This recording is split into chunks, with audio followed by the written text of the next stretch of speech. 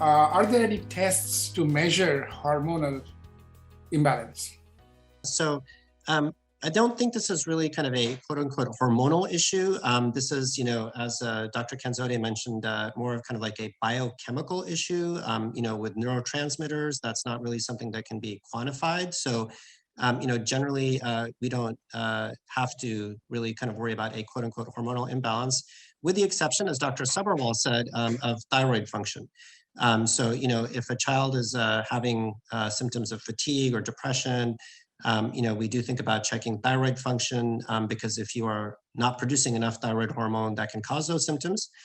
Alternatively, if a child has anxiety, you can also think about checking thyroid function because if your body's producing too much thyroid hormone, that can cause some symptoms of anxiety. So I would say checking thyroid function is generally one of the screening tests that's done. Of course, if a child is having something like fatigue and you're concerned, is it depression? Is it something else? There's screening for anemia and things like that. But I think generally those are the two tests.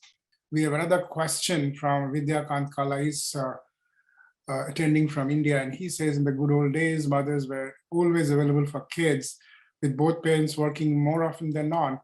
That is no longer the case. Does it have any impact on emotional health? And if so, what can the parents do? I think it's more so having a trusted adult or a safe, adult to go and have a conversation about when you're struggling. And it could be any type of struggle, emotional, academic, peer, social. I think that's important. So identifying and the child identifying someone that's an adult that they can go to when they're struggling in some way. And then also making that time, you made the, parents may not be home all of the time, but are we making that time, that family time? Are we carving out some time? And it doesn't have to be every night, but it could be, once a week, twice a week. But are we spending some quality time with teens and our children? And are we providing them space to reflect and be curious, like Navneet mentioned, right? Like that curiosity, that compassion. Are we providing them those moments? The length of moments don't matter, but are we providing them that time throughout the week where they can come and talk to us?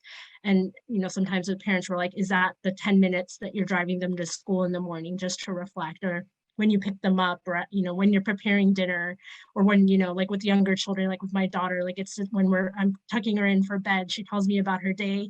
No matter how many times I ask her throughout the day, how was your day, what did you do in school, doesn't remember. But when I'm tucking her into bed, that's when the gateway opens and she's telling me everything that happened throughout that day. So just finding those moments throughout the week is important, more so than a parent physically being at home all of the time.